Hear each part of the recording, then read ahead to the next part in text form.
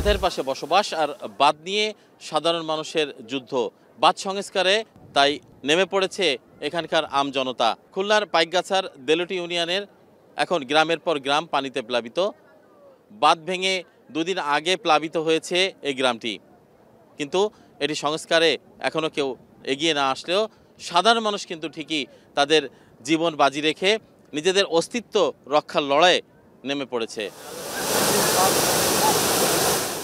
বেড়িবাঁধ উপকূলীয় এলাকার মানুষের জন্য রক্ষা কবচ হিসেবে নির্মিত হলেও এখন তা মরণ ফাঁদে পরিণত হয়েছে। পানিতে ভাসা মানুষের আকুতি মিনতি দায়িত্বরত কারো কাছে না পৌঁছানোই তাই টিকে থাকার সংগ্রামটা নিজেদের মতো করেই বেছে নিয়েছেন তারা। কোদাল, শাবল আর দুই হাতকে কাজে লাগিয়ে চলছে বাঁধ রক্ষার সংগ্রাম। ধর্মবর্ণ নির্বিশেষে কয়েক হাজার মানুষ খুলনার পাইকগাছার কালীনগর এলাকার বাঁধ থেকে রাখতে নিজেদের দিয়েছেন উজাড় করে। পানি উন্নয়ন বোর্ডের 50 ও 60-এর দশকে নির্মিত এসব বেড়িবাঁধ এখন নাজুক ও দুর্বল। জলবায়ু পরিবর্তনের প্রভাবে বারবার প্রাকৃতিক দুর্যোগের ফলে নদ নদীতে পানির চাপে বিভিন্ন স্থানে দেখা দিয়েছে ফাটল। এতে উপকূলের জনপদে লক্ষ লক্ষ মানুষ প্রতিনিয়ত আতঙ্কে দিন কাটাচ্ছেন। গত এক সপ্তাহের টানা বৃষ্টিতে খুলনা অঞ্চলের নদ নদীতে পানি বৃদ্ধি পাওয়ায় বৃহস্পতিবার পাইকগাছা উপজেলার কালীনগর এলাকায় বাঁধ ভেঙে প্লাবিত হয় 14টি গ্রাম। পানিবন্দী এখন প্রায় 30,000 মানুষ।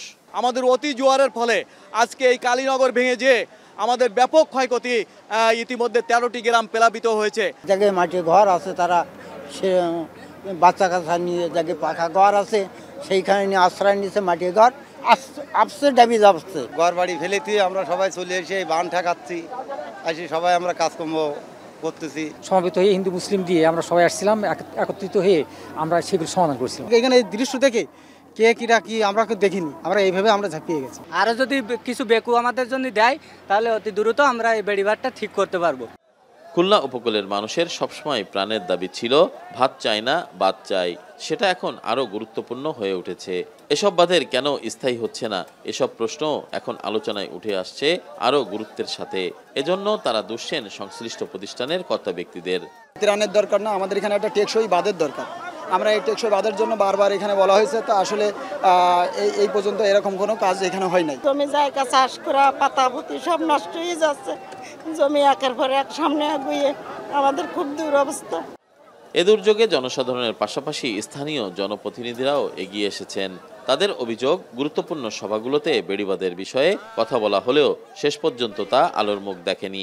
সংসদ সদস্যরা নিজেদের পছন্দ মতো ঠিকাদার নিয়োগ করে কাজ করেছে। এজন্য পর্যাপ্ত বরাদ্দ হলেও স্থায়ী বেড়িবাঁধ নির্মাণ হয়নি। টেকসই বেড়িবাঁধ এখানে নির্মিত হয়নি, যে কারণে এই অঞ্চলের নিম্ন অঞ্চলের মানুষ বারবার প্লাবিত হচ্ছে এবং বারবার দুর্যোগের মুখোমুখি হয়েছে। আমরা এদেরকে সহযোগিতা করব আর্থিকভাবে, যাতে এরা দ্রুততম সময়ের মধ্যে এটা এই বেড়িবাঁধটা বাঁধতে পারে।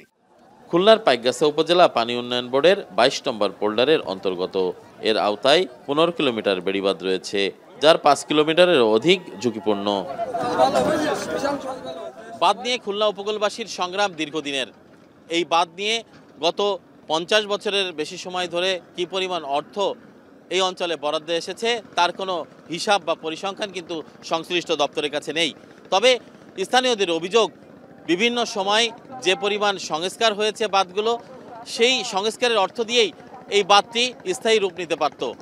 কিন্তু কি কারণে এই বাঁধটি স্থায়ী রূপ নেয়নি, এখন ঘুরে ফিরে সেই প্রশ্নটি আসছে উপকূলবাসীর মনে।